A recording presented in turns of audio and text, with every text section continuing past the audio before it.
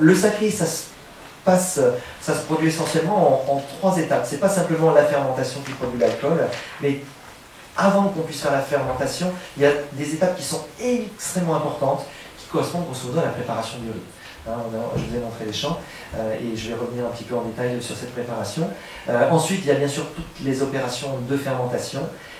Et une fois que la fermentation est terminée et qu'on a extirpé le saké de la cuve, le travail n'est pas terminé parce que toutes les opérations qui se passent après vont avoir un impact extrêmement important sur le saké.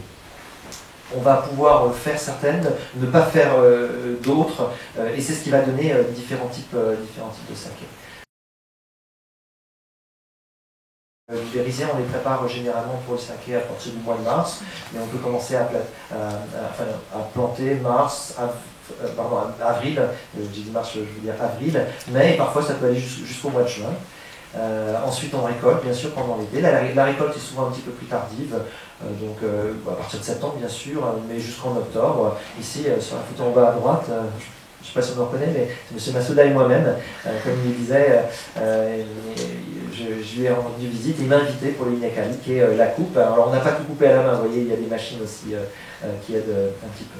Ensuite, une fois que ce riz est récolté, il va être poli, et vous avez ici du riz complet et du riz blanc. Je reviendrai un petit peu plus tard sur le pourquoi de ce polissage, mais l'invention des machines à polissage vertical, comme vous voyez ici, a révolutionné le saké, en tout cas révolutionné, a fait beaucoup évoluer le saké au XXe siècle.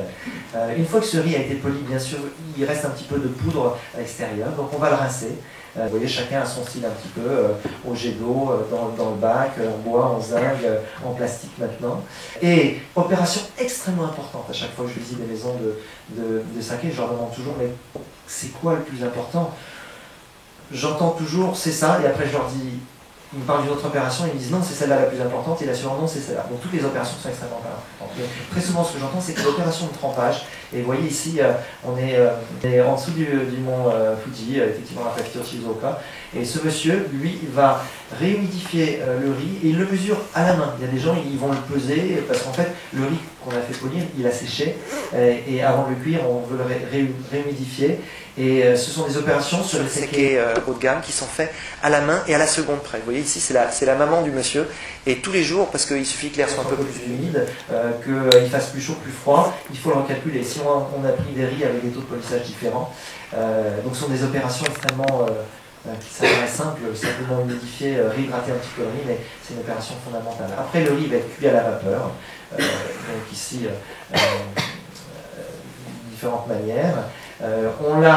On va après le refroidir, et encore une fois ici les 2 photos en bas, c'est sur des sakés de très haute qualité, donc toutes ces opérations sont faites à la main.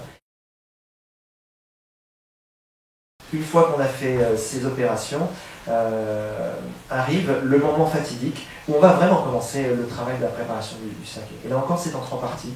Les Japonais disent Ichiko Jinimoto Sansukuri. Mais ça, c'est l'ordre, mais c'est l'ordre d'importance. Le plus important, c'est le koji. Le deuxième plus important après, c'est le moto, et après, c'est la fermentation, la fabrication globale. Alors le koji, c'est quoi? En fait, c'est cet agent, et en fait le nom réel c'est Kojiki, c'est un petit champignon microscopique. C'est un agent qu'on va laisser se développer sur une partie du riz, on le saupoudre, et c'est lui qui va transformer l'amidon en sucre. Alors chaque endroit a ses méthodes. Vous voyez un petit peu les petits points verts qui sont sur les photos, un peu grossiers au microscope. En bas à gauche, vous avez le koji lui-même, le champignon koji en fait. Et je ne sais pas si ça se voit il y a des petits poils blancs, et voilà, ce sont ces champignons qui s'est développé. Alors, je vais accélérer un petit peu parce que voilà, après ça devient rapidement technique. Mais la deuxième opération, c'est ce qu'on appelle le shubo ou le fond de cuve.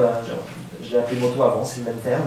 Et en fait, parce que les 2 opérations dont je vous parlais tout à l'heure sont extrêmement complexes, il faut qu'on obtienne un équilibre, un nombre de populations d'enzymes, de bactéries équilibrées. Donc on fait ça dans une petite cuve. Et c'est cette petite cuve qu'on va préparer pendant une quinzaine de jours. Vous voyez, les arômes qui sortent de ces cuves sont extrêmement riches. C'est toujours un plaisir de le faire. Ensuite, troisième point, la fermentation principale. Une fois qu'on a préparé le fond de cuve pendant 15 jours, on va ajouter de l'eau, du riz, généralement en 3 fois sur une période de 4 jours. Le deuxième, ça s'appelle odoli, c'est la danse. On laisse la cuve se reposer, le saké un petit peu, et on va laisser fermenter ça dans une grosse cuve. On essaie de ne pas trop y toucher pendant 20 25 jours, mais ça peut monter 30 jusqu'à 40 jours pour les bons sakés. Ensuite, bien sûr, il va falloir extirper le saké, donc ce sont des opérations de multipressurage. Il y a plusieurs méthodes différentes. Vous avez ici une méthode très traditionnelle qu'on appelle le founet. Ensuite, une grosse machine dans laquelle on va avoir des évents, on va mettre de l'air et ça va extirper. Et tout à fait en haut à gauche, vous avez même une machine par centrifugation, qui est une technique extrêmement moderne.